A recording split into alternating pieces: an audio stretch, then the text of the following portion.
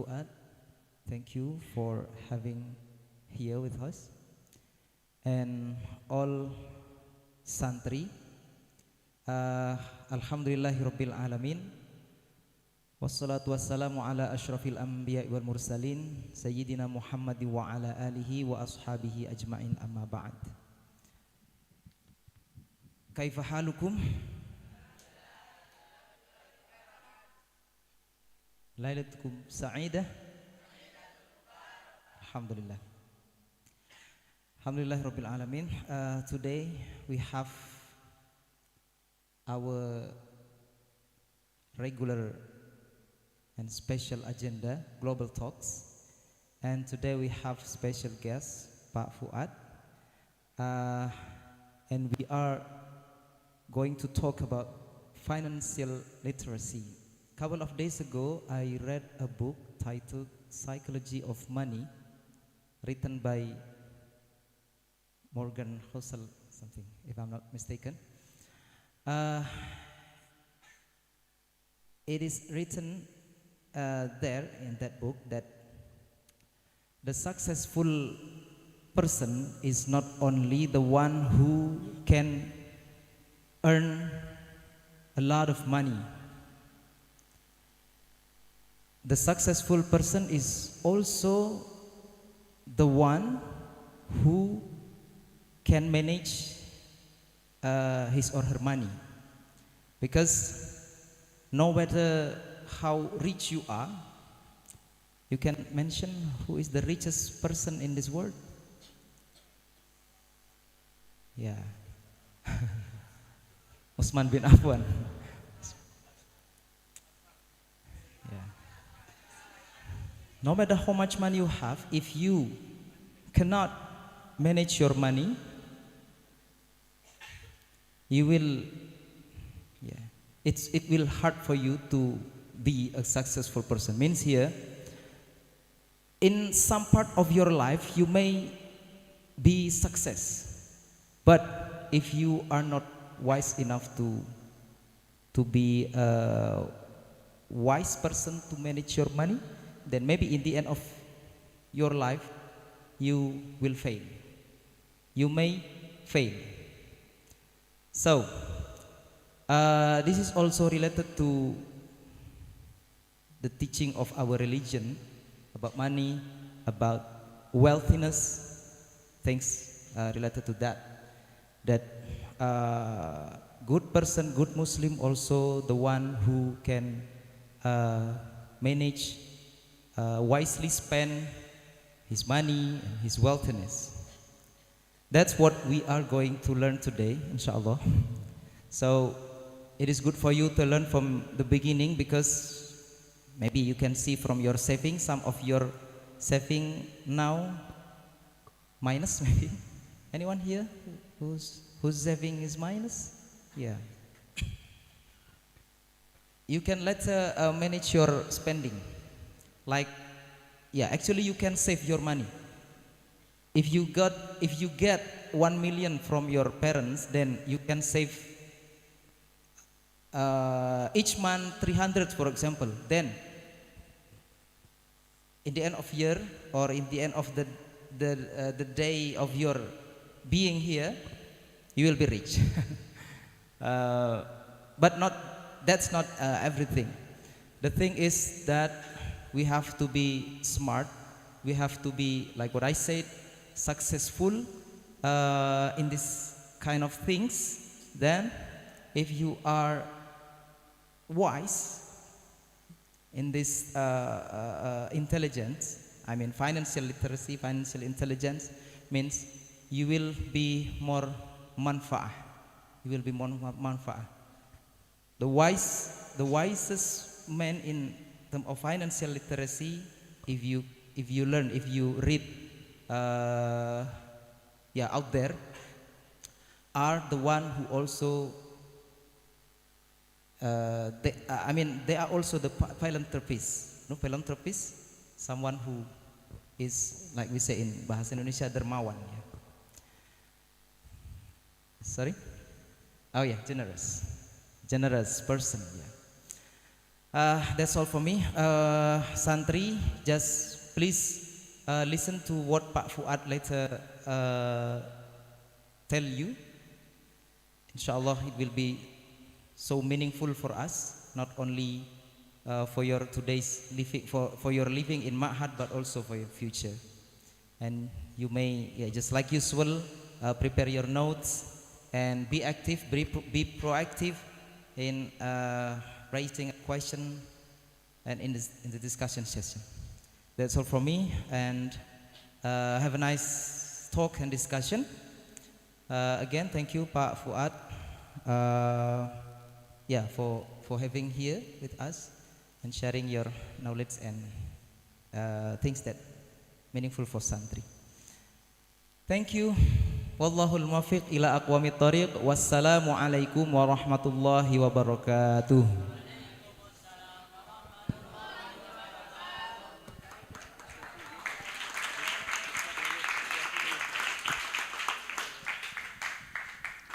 So now we will go to the main agenda, which is talk show by Pak Fuad Rakhman.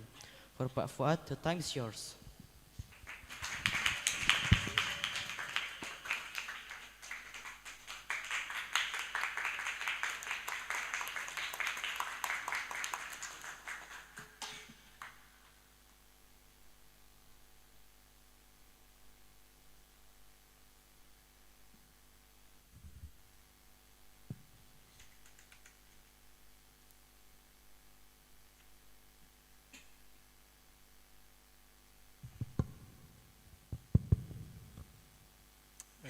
Assalamualaikum warahmatullahi wabarakatuh.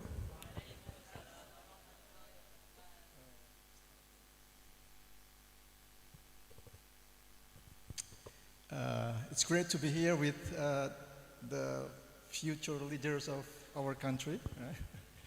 The Prophet in one famous hadith said that Man arada dunya fa'alayhi bil ilmi, man arada al-akhirata fa'alayhi bil ilmi, wa man aradahuma fa'alayhi bil ilmi. If you want akhirah, there is knowledge for that. If you want dunya, there is knowledge for that. And if you want both, you need to have knowledge for it. And today I'm going to talk about ilmu dunya. So about how to manage finance. You know, a few days ago, Pa Apit contacted me and would like me to talk about how to manage money, right? So this is according to what he requested. So financial literacy, that's what we are going to talk about tonight. What is financial literacy next? So, okay. Financial literacy is necessary. Many people, they are kind of regret when they already, grow up. They regret that why I didn't learn finance earlier, right? So now I think you're young enough to learn about this special topic that we're going to talk about today.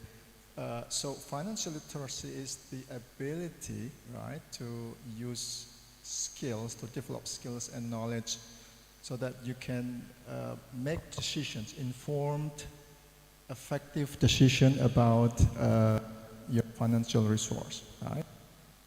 Next.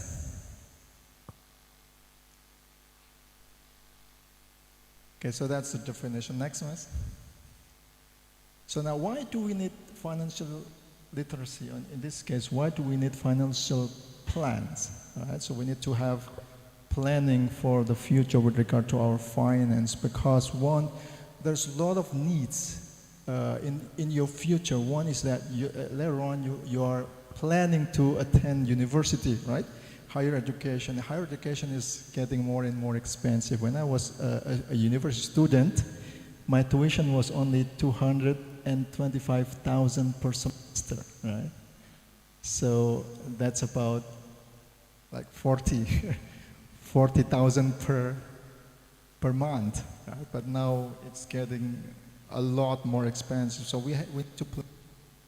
And then also, and of course, you want to go Hajj, and also Umrah, and that will take a little bit amount of resource if you want to go to Mecca for Umrah and Hajj. And also, it's also requires a little bit of planning. And most of, and maybe all of you wants to have a house, right, in the future, and house in Jogja is getting, again, more and more expensive. So planning is very important, that start earlier, and the earlier we start, the better, right?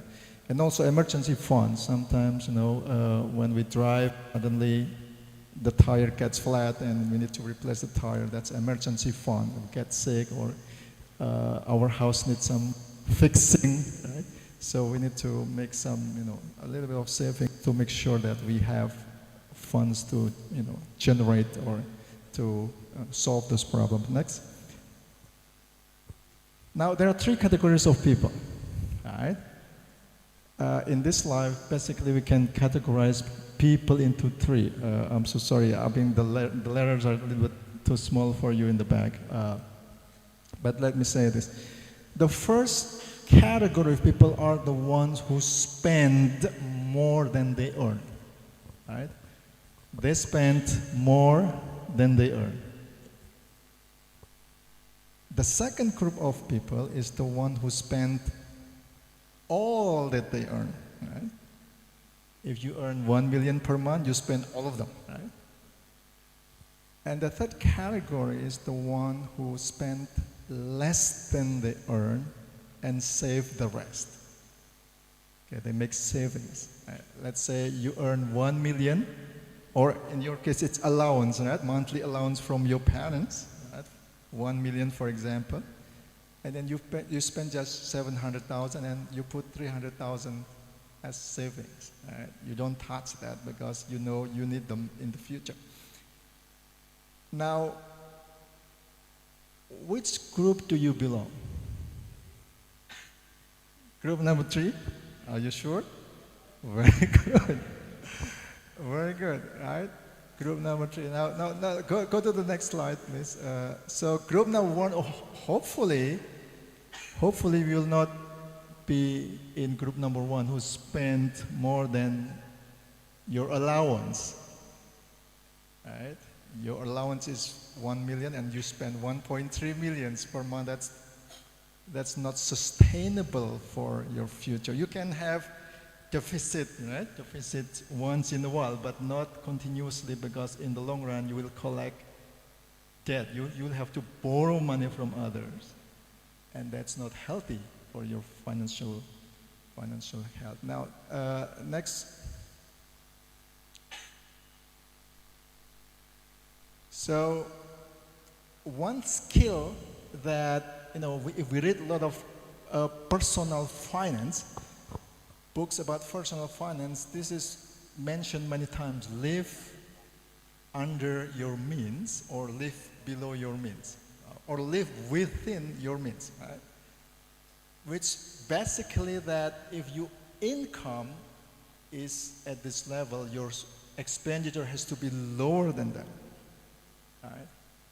If your income is 1 million, your expenditure has to be lower than 1 million. If your income is, or allowance, right, your monthly allowance is 500, then your monthly expenditure has to be lower than that. So that's what it means by living within your means. And because, if we do not discipline our finance, somebody say that finance will discipline you. So that's tough, right? So it's easier if people, or we, discipline our finance, because if we don't do that, then in the future finance will discipline you. Right? Now, the next slide. And also, one of the skills that is very critical, why many people or some people go into financial trouble, is because they are not able, they fail to distinguish between needs and wants, right? Needs is something that's essential. Needs is something that's limited. Our needs are very limited, right? We only need food, water, right? Clothes, housing, and that's all. But our wants are so many. People say it's unlimited. We have unlimited wants. Right? And if we can distinguish between these two, this is the skills that is very critical, to distinguish between which one is wants, which one is needs. And we focus on the needs and be careful about the wants. Should we spend on wants? Yes, of course we can, but not too much to the extent that we are getting into unsustainable habit, right? So let's do a little bit of exercise. Next slide. Is that needs or wants? That's foods, right? We don't feed foods, we will be in trouble and we'll suffer a lot. And it might, threaten our life. Next slide. How about textbook, school textbook? There's a gray area actually, right? Sometimes books are wants, sometimes are needs. But if we talk about textbook in schools, that will be needs, right? Next slide. Look at that delicious, mouth-watering burgers in front of us. Is that needs or wants? If we don't eat burgers, are we going to suffer, right? Is it essential that we eat luxurious burger? The next slide will be very interesting.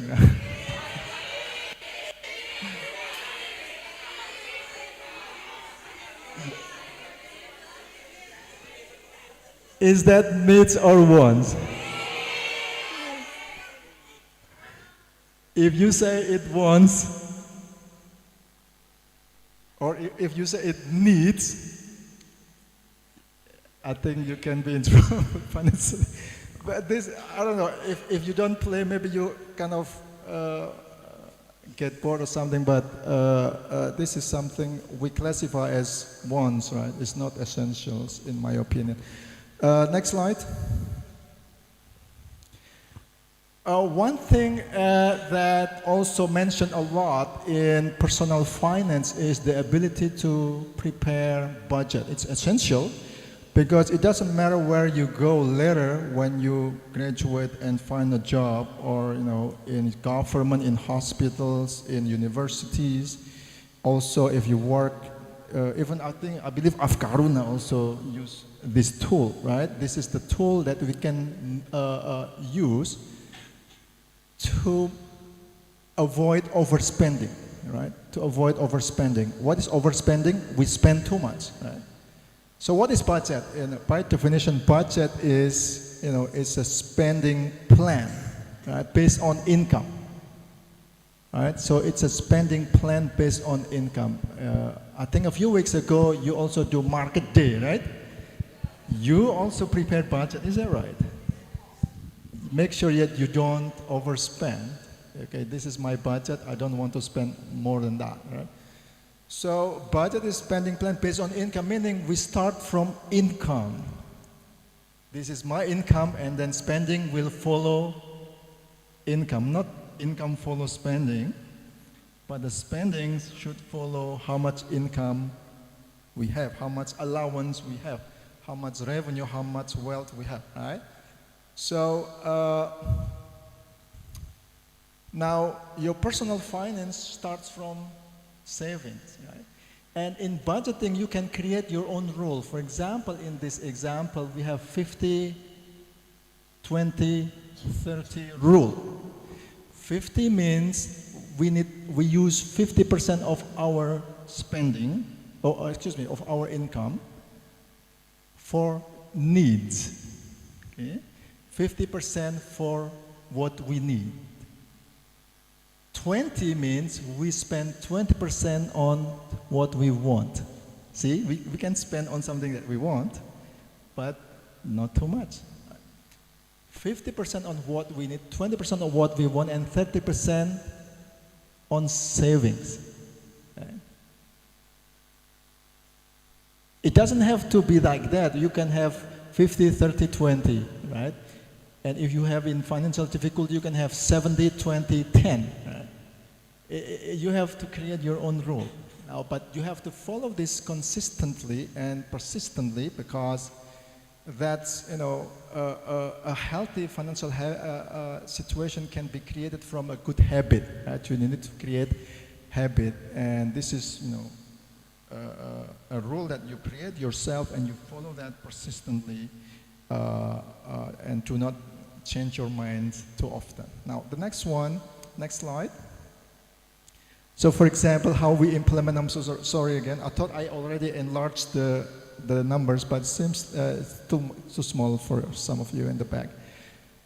So here, this is how we implement 50, 20, 30 rules. We have income, for example, allowance. At the top, we have allowance of 500,000, right?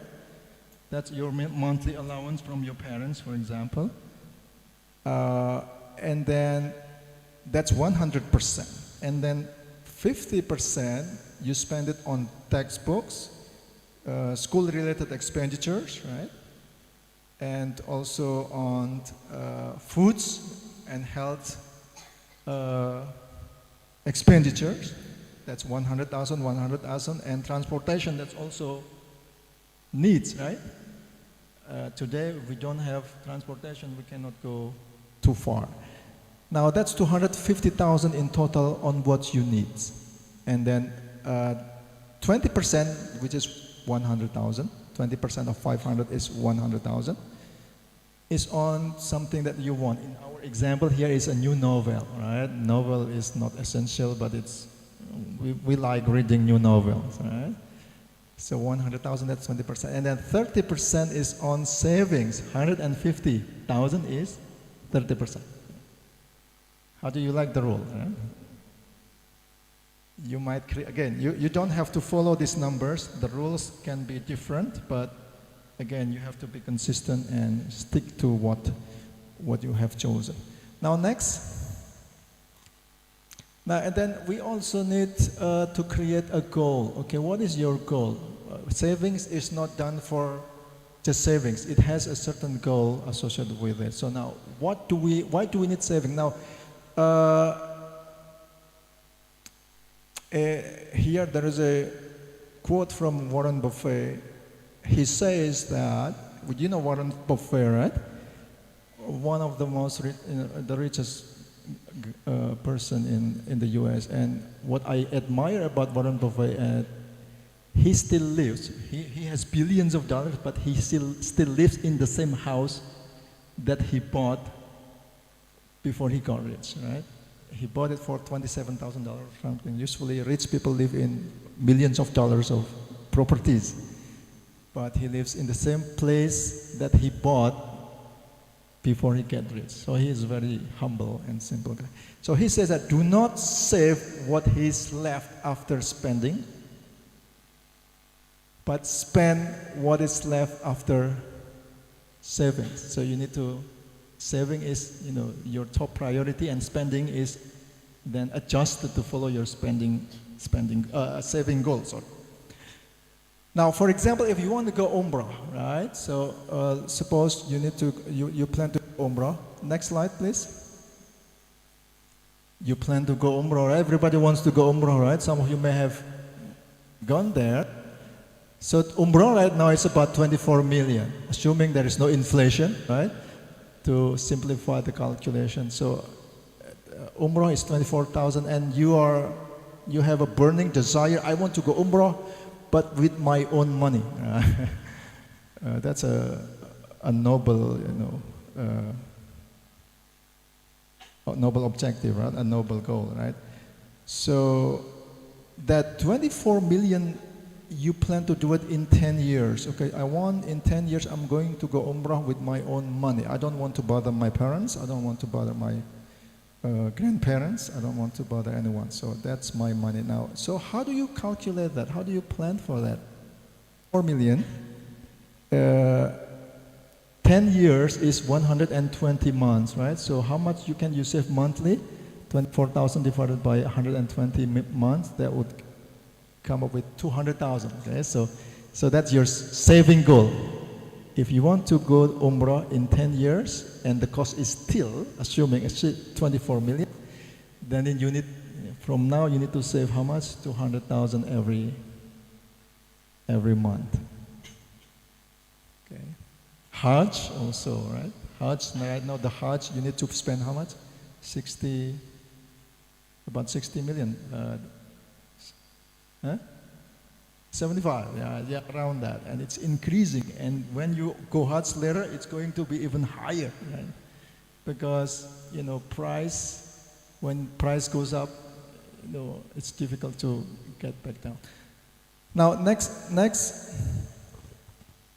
Now, after you save money, how do you, the danger, not the danger, but what we need to worry when we put money as savings is that it's eaten by inflation. Do you know inflation?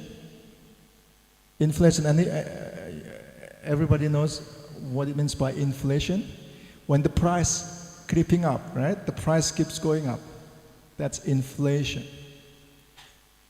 When I was at the university student here, one plate of rice and eggs, that only 250 rupiah. 250 rupiah, I can get one plate of meals, a complete meals, rice, eggs, and vegetables. Right? 250 rupiah. Now, how much is one plate of rice? Maybe 20,000, 15,000, 10,000, right? So that's called inflation. Now, one thing that you can do to protect yourself, to protect your wealth from inflation. Okay, if you have 1 million today, you keep it under your pillow, right? What happened in 3 years? For example, today 1 million you can buy how many kilograms of rice? 1 million is maybe 100 kilograms of rice, right? In 3 years, can you still buy 100 kilograms of rice with 1 million? Maybe not, right? Because the rice is going to go up. Now, how can you protect your wealth from being eaten by inflation? You need to do something called investment. Don't put your money in the bank, right? If you have a big amount of money, if you put it in the bank, it's eaten by inflation. So you need to do something about your money so that it will get itself protected from inflation. It's called investment. So what's investment? Investment is buying an asset, right? An asset with the purpose of generating income. You can buy chickens, for example. When I was at your age, I have some money. I bought chicken, right? I invest my money in chicken, right? So the chicken will breed. They will lay eggs. I sell it. I still remember clearly. I sold some of the eggs, and it was 100 rupiah per piece. 100 rupiah when I was small. That's my own wealth, right? So you can buy eggs, you can buy goats, you can buy cattle, you can buy, I don't expect you to buy a house, but you can do something like that. Or you can plant a tree, right? Plant a tree and then sang on or something, then you can later on harvest the trees and sell them. Now, next please. Now, I also would like to introduce the concept of income, right? There's something called earned income, and there's another called passive income. Okay? Earned income is what we usually see. Okay? I teach, therefore I get salary. That's earned income. Police officers, pilots, doctors, cashiers in restaurants, in stores, they have earned income. They work, then they get paid. If they don't work, they don't get anything, right? So that's earned income. The second one is called passive income. Passive income is the income even when you're sleeping, you're still gaining some wealth. For example, right? For example of passive income, you have kos-kosan, for example, right? Some of you, your parents might have boarding house, kos-kosan, you would call it kos-kosan. That's passive income. You sleep and you still, next month, you can earn some money from the tenants, right? What else is passive income? Investment in stocks, right? Stock, you know stocks, right? Stock ownership. If you owned a corporate, a company, you know, in the form of stock, that's also can be passive income. So now, which one do you think you would like to have? Passive income or earned income? Earned income, you have to be sweaty, right? You need to work. You can get salary from it. When you're young and healthy, earned income is probably your choice, but later on, at a certain age, you need to get retired, right? At the age of 65, 70, then you cannot have earned income anymore, right? The government say, hey, you need to retire, you are 65. Then what else? What are you going to do with the rest of your life? You don't have passive income, then it can give you a difficult time.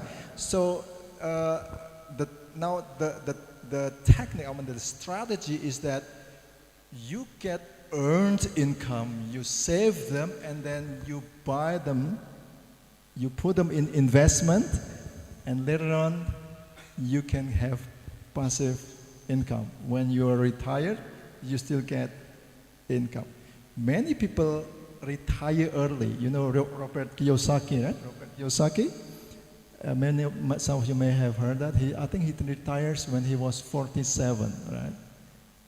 He retires when he was 47. 47 is still young, right? Why he is so confident in retiring early? Because he have a lot of investment and passive income, right?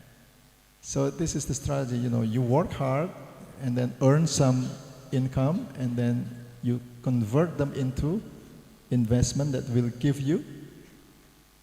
us passive income. Next slide. Now let's do a little example here, okay? This is what some people do, right? Remember in our example, in the budget, you save how much? 150,000 rupiah per month, right? Your allowance was 500,000, you spend 350, and then you save 150,000. What can you do with 150,000? Right? One of the things that you can do is buy teak trees. It's called pohon jati in Indonesian, right? Pohon jati. How much is the baby tree of pohon jati? Bibitnya berapa? 5,000 rupiah, right? You go to Tokopedia and you will find the bibit, you know, some of them, it costs only 5,000 rupiah. So how many trees can you buy with 150,000 euros of monthly savings? 30, right? 30 trees. Are you with me? With this simple calculation? Now next slide, and then in 10 years, if you have planted this, in 10 years that small baby trees turn into a big ones without you doing too much thing. I mean, maybe you can put some fertilizers a little bit, right? In 10 years, one tree will have a value of how much? 5 million. How much did you buy it for? 5,000. In 10 years, it becomes 5 million. So that's how many times? No, it's 1,000 times, right? From 5,000 into 5 million. So now, in investment, we need to calculate the reward of investment. The reward is, how much is the reward? Next slide. So investment, it's called investment returns, or investment, the reward of investment. So 150 million, that's the number of income, right? Because 5 million per tree, you have 30 trees, then it turns into 150 million rupiah, right? How much was your modal? 150,000. It turns into 150 million, and it was multiplication by how much? 1,000. So it multiplies by 1,000 in 10 years. So every year it multiplies by how much? Your wealth multiplies by 100 times. Can you do that if you save your money in your bank? In 1 year multiply by 100 times, or you put your money under your blanket for 1 year, it doesn't grow. Maybe it's eaten by termites. Some people lost their money because it's eaten by termites. Termite is, what's termite? Rayap. I lost my money eaten by rayap, right? It's not fun at all. Now, so this is an example of investment, how you protect your wealth from inflation. Right? Next slide. If I go too long, please remind me because I'm not looking at my watch. So, and then some of you might have questions. When is the best time to start to invest? The best time is now, right, for you. Usually when some adult asks, when is the best time for me to invest? When you are young. The second best is right now, right? But because you're still young, the best time is right now. If you want to start investing small, small investments, it will multiply by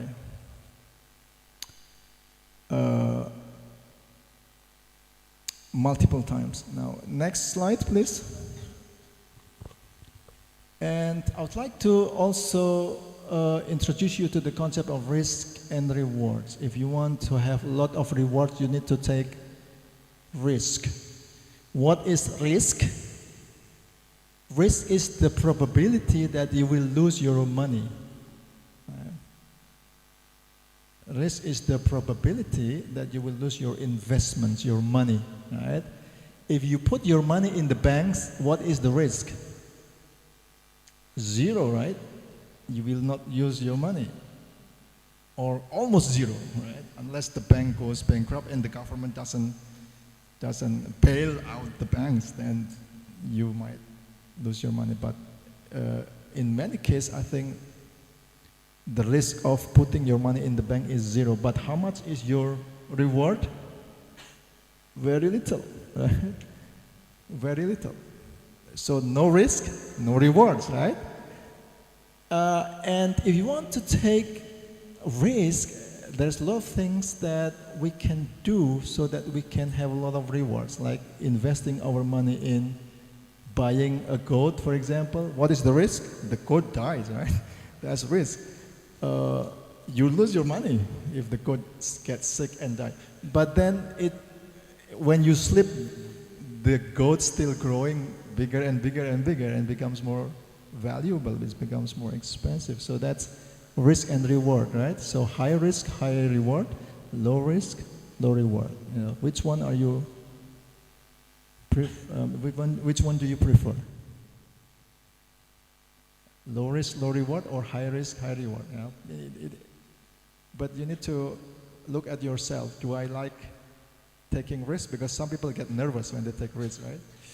How about if I lose my money in my investment? Then you cannot sleep because you're worried too much. So it's a lot of things to consider when you pick investments.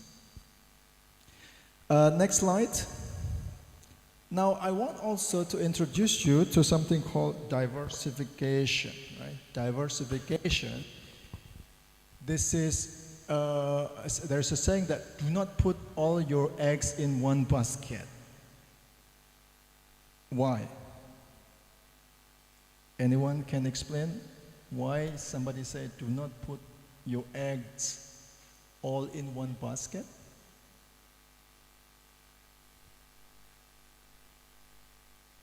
Because if you drop the basket, all the eggs will be broken, right? Same thing with investments. So if somebody invests all of their money in just one type of investment, if something goes wrong, then he will lose all of them, right?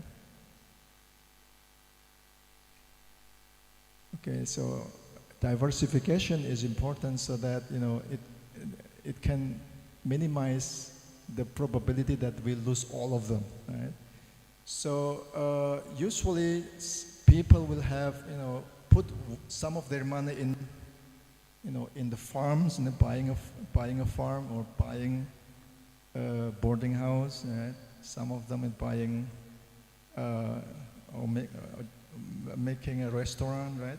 So if some of the business goes down, you will still have others, right? I think in the philosophy of Javanese, it's called Topitu, right? Topitu, I mean 7 springs, meaning you have 7 different streams of income. Right? I learned that when I was small, right? But it's difficult to do that. So if you lose one of the income, you will still have how many? 6 others. So that's called diversification, right? So next one, please. And asset and liabilities. This is, you know, asset. You know assets, right? Asset is something that you acquire and then it generates money, right? Like airplanes. Airplanes is an asset because it generates money. You know, flying with the passengers. Or a bus. If you buy a bus, that's an asset because you can use it to generate income. So now, next slide. So this car, for example, a rental car, is it an asset or not? Yes, because in our example here, it generates how many revenues? 10 million, right? But then you also need to pay for the gasolines, right? To the drivers and maintenance, regular maintenance, and it costs about 4 million. So it generates how much? 6 million every month. So this is asset because it generates income. It makes our wealth, you know, grow, right? It makes our wallet gets thicker, right? So that's asset. But there's another concept called liability. What is liability? Something, next slide please. Something that burdens us, right? For example, if we have antique cars, right? If we have, you know, something that, you know, some rich people, they like to collect, you know, some antique cars, right?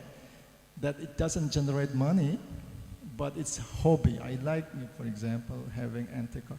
But then it doesn't generate money, and it has a monthly maintenance of how much? 1 million. So what happens is that it doesn't generate income, but you may suffer what? Deficits. How much? Revenue 0, expense 1 million. So you experience something called deficit. Deficit is when the expense is higher than the income. In this case, how much is the deficit? 1 million. So this is called liability. Right? So something that you have and it drains your money, that's liability. So the strategy is maximize our, you know, getting assets and minimize getting liability. All right? Okay? So you need to check your rooms, right? What I have, is it asset or liability? If you have something and it drains your money, then it's liability. You might want to get rid of them. Otherwise, it can, you know, be a burden for you. Now, next one, please. Now, this is our last slides, I believe. The mindset that we need to develop is that, you know, think for the long term. That's a good mindset because people cannot get financial stability overnight. Usually wealth, we cannot gain wealth overnight. It's gained over time, right? Instead of overnight, it's over time. So we need to focus on the long term. Okay, I suffer today, it's okay, but in the long term, I'm going to be stable financially. That's better than, we have so much fun today, but then we suffer in the future. So long term is something that we need to focus on. And then read and learn. Bill Gates. Bill Gates reads 52 books per year. Right? So that's about 1 week, one book. Okay. Bill Gates, right? The founder of Microsoft. The one that everybody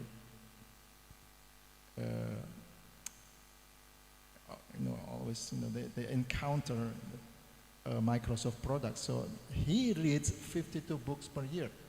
On average, of course, not it doesn't have always to be one per week, but on average is one per week.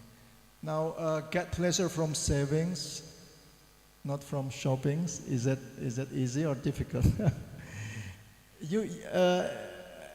we might need to ask ourselves, do I get pleasure from shopping or from savings?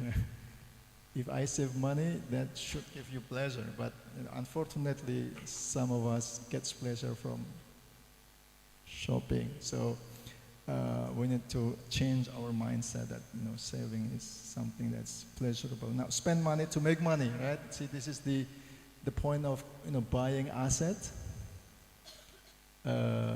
So that the asset can generate our money, right? So people say, I do not work for money, right? Some people say, do not work for money, do not work for money, let the money work for you, right? So that's the point of getting assets, right? Assets, when we have asset, the asset will work for us, right? Now, persistence, some wealthy people or some successful people, one of the characteristics is they're persistent. They fail many times. Remember Thomas Alva Edison, he experienced how many times? Hundreds and hundreds of times. And his persistence makes our life easier. Like this is light bulb, the light bulb that's above us, we owe Thomas Alva Edison for that, for his persistence. Now work smart, right? And then keep good company, right? Keep good company. Sometimes our spending habits depends on who our friends are. So if we have friends who like spending spree, then we might be influenced also, right? So if we have friends who are who have good spending behavior, right? Spending habits, then we might also be influenced by them. So you are who your friends are. So that's how we define ourselves. Next, I think expense reduction, to maximize savings. Sometimes, buying used items is wiser than buying new, right? For example, cell phones. Even my cell phone here, I have cell phone. I bought this used, right? I don't buy this new. I just bought it used. It's cheaper, right? And still works the same way, right? Instead of buying new. And then books also, sometimes we buy used books. Find free entertainment now. This is also very important that, some people get expensive entertainment like what you saw, the Google Play voucher and so on. That's expensive entertainment. So if we can find free entertainment like Spotify, the free edition, so that's wiser. Go to library instead of buying new books, right? If we buy books all the time, it can accumulate, the expenses can be very high. But if you go to library, that will save a lot of money, Cook instead of dining out. That's maybe for some other people. Now, I think that's all. I'm sorry if it takes a little bit long. I hope that will be beneficial for you, especially if it doesn't benefit you today, maybe hopefully tomorrow when you grow up in the future. Okay, thank you. Thank you so much for your attentions, and also would like to thank Afkaaruna for inviting me here. It's a pleasure to share some of my knowledge and experience with everyone here. So thank you again. Assalamualaikum warahmatullahi wabarakatuh.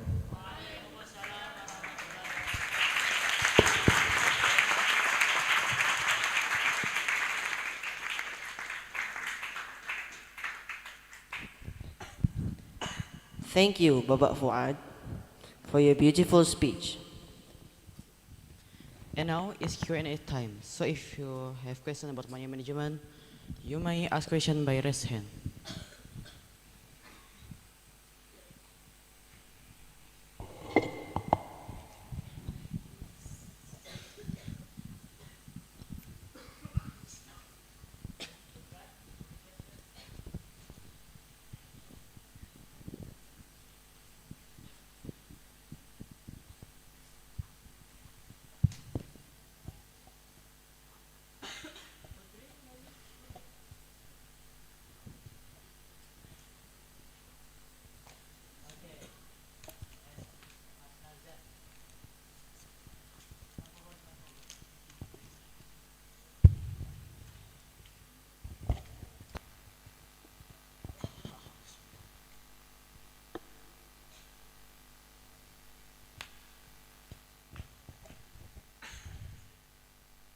Assalamualaikum warahmatullahi wabarakatuh. My name is Nazan, and my question is, what happens if what should we do if we have more needs? The budget for the needs are more than our earning. Example, I only have around 350 per month, and for doing medication, I need 300 per 3 weeks, like that. So what can I do for that? Thank you. Wassalamualaikum warahmatullahi wabarakatuh.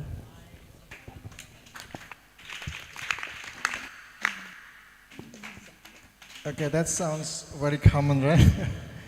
I don't have enough income.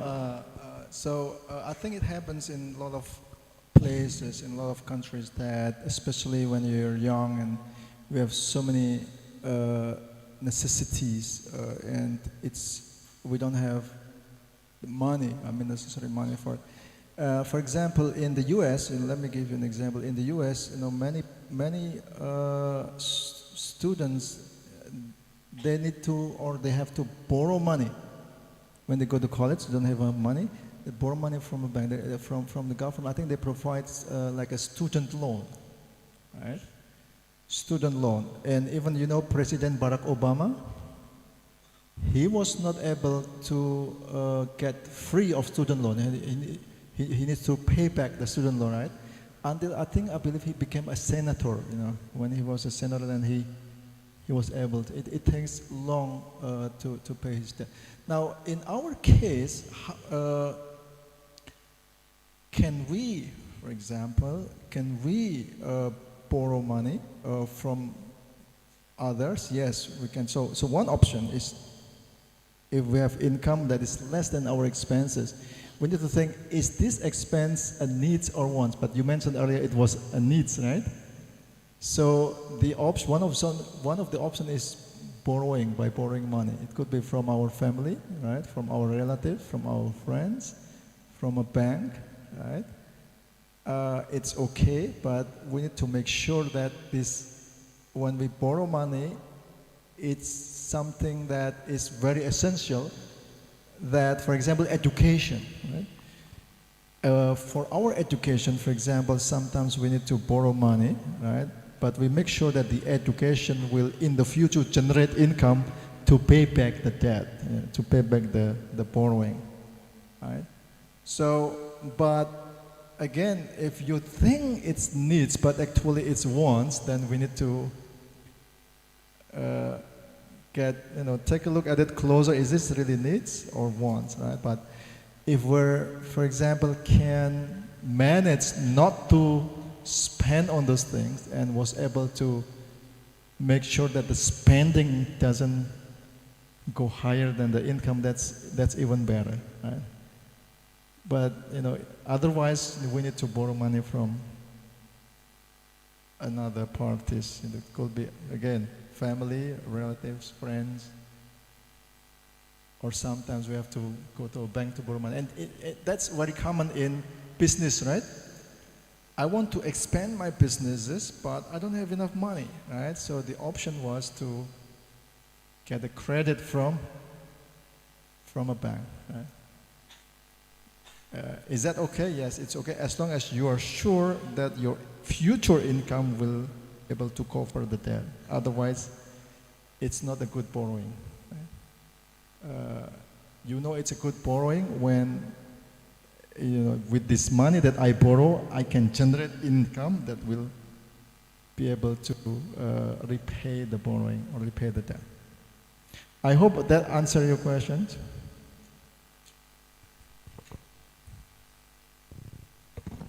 Any other questions?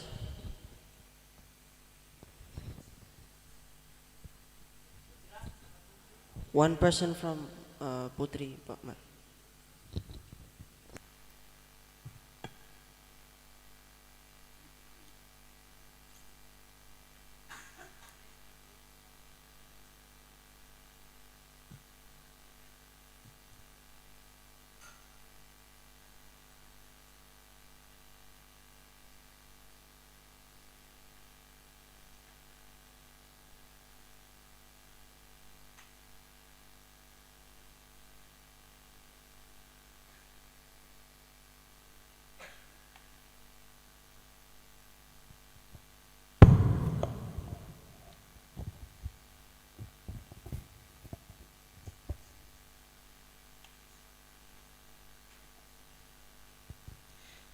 Assalamualaikum warahmatullahi wabarakatuh. My name is Rihla, and as what you says before, that it's like better to start from now. But how and when should we start to invest if we are in Ma'had? That's all. Thank you. Assalamualaikum warahmatullahi wabarakatuh.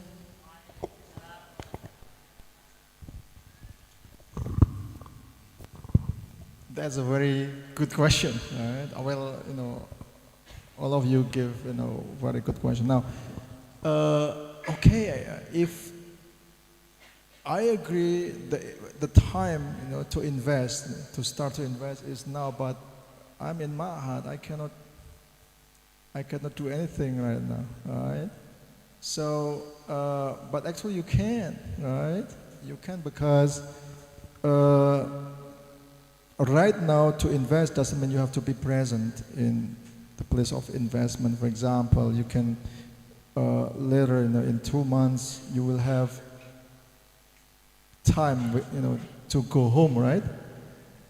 And then we can bring the savings, and with the amount of money that you save, you are able to save. During that time, you can buy something, right? For example, cattle. I don't know if that's possible, or like our example, you can plant a tree if you have an empty land, right? Planting a tree is fun, right? Or you can have a joint business. Right? So you have brothers, for example, hey, my brother, I have this much money. Can you start this business, right? And you can supervise it from far. I think if we read, when we read books, we have so many success stories from like even elementary school students, right? That they have ideas and they don't have to wait until they become older to start their business. But again, that's maybe a limitation, that you are not able to go outside, very often. But again, with the opportunity for you to go home, I think At that time, you can make a plan, you can buy something, an asset, yeah? And then let it grow.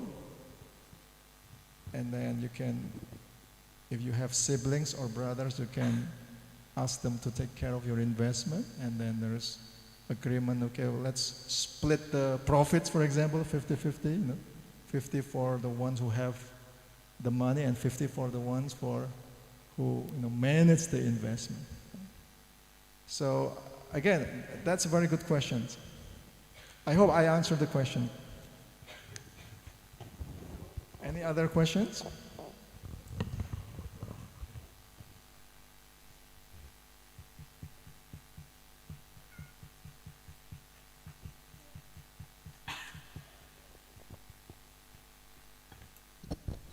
Mas Haikal,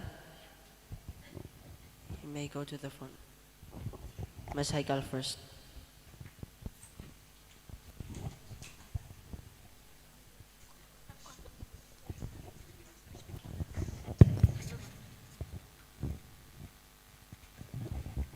Assalamualaikum warahmatullahi wabarakatuh. My name is Haikal, and if we talk about finance, so it related to economy, right? It's a bit related to economy. My question is a little bit out of topic, so my question is, what do you know about GDP or gross year domestic product, and how does it work? Thank you. Assalamualaikum warahmatullahi wabarakatuh. Okay. Thank you for the questions. Gross domestic product, that's actually in the field of economy. But how it works is that everybody in a country, right, they have something called economic activity. Right? Economic activity, some of them sell something, some of them create something, some of them deliver something and provide services. And gross domestic product is the total of those economic activity in the country combined, right? So that's called gross economic product. And then there is something called gross economic product per capita, meaning the total of the economic activities combined divided by the number of population. So that's GDP for each person. The economic activity average for each person. So that's the definition of gross domestic product. And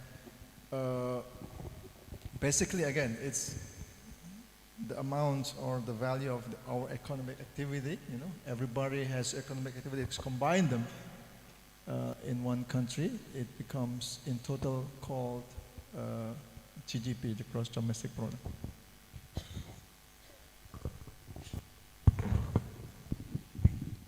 We have more question.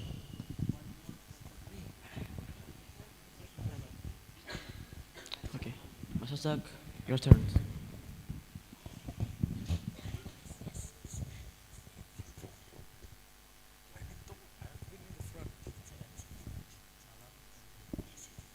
Assalamualaikum warahmatullahi wabarakatuh. My name is Arzak. I want to ask about if we are later in the future, when we are old, is it worth it if we have insurance in our old life? Maybe that's my question. Thank you. Assalamualaikum warahmatullahi wabarakatuh. Salam insurance, okay. Now, is it worth it to have insurance? All right, so that's a kind of tricky question, right? Because insurance. What is the purpose of insurance? Insurance is sharing risk, actually, right? So I have insurance, health insurance, right? I think many of you have health insurance also, right? What's the purpose of having insurance? Because there is uncertainty in the future. You don't know when you'll get sick, right? You don't know when you get something that is not expected in the future. So we pay for insurance. We call it insurance premium.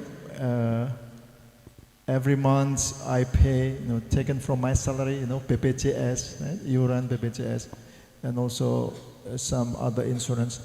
Now, do we need insurance? Now, well, it depends on whether you are willing to take risk or not. Right? If you're willing to take risk, don't buy insurance. But don't be surprised one day there is a big expense, then you lose a lot of your money, right? With insurance, we actually share the risk. Now, if something bad happens, it's covered by insurance. Like business has insurance, right? Buildings have insurance. Houses, many of them have insurance. So if there is something bad happen to that house or that building, excuse me, then somebody else will pay for it. But initially we need to pay monthly premium. Okay. So is insurance good or bad? It depends on your risk preference. I think when we grow older, we tend to be afraid of risk. Right? When we're young and healthy, we take a lot of risk, but once you're at my age, you tend to become more, conservative, and you're not willing to take too much risk. So that's when insurance is preferred, right? So you like to take risk or not? That's the answer. I mean, if you like to take risk, then don't buy insurance.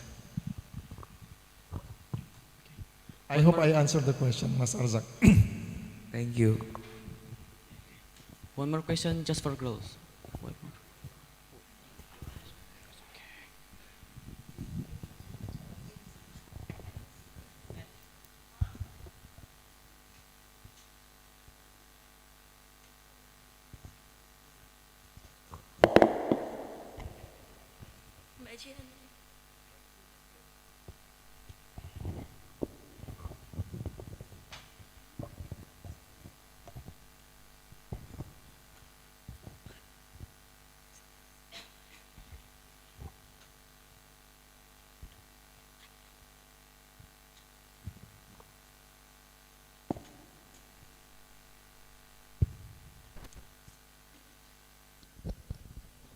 Assalamualaikum warahmatullahi wabarakatuh.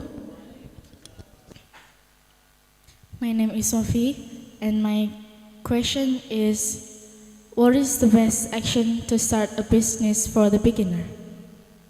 Thank you. Assalamualaikum warahmatullahi wabarakatuh. Okay.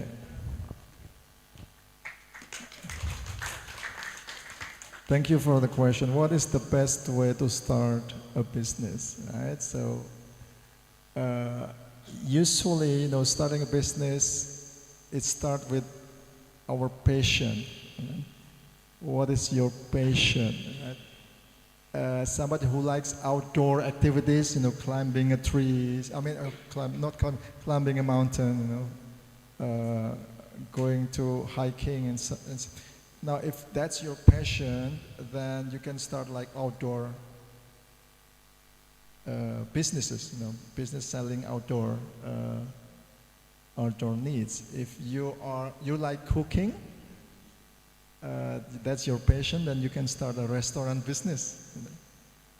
That way you have two enjoyment. One, you're doing what you like, and second one, you get some reward, the profit. Right? So by doing what you like, by exercising and implementing your passion, then we can enjoy the work, right? We don't have to wait until the end of the month when we get our salary, for example, to be happy, right? We can be happy every time because we do what we really like. So again, we need to discover what our passion is. It might take time, but then once you find what you like, then you can start your business by, just doing what you like. I hope I answered the question. Thank you. Okay, you're welcome.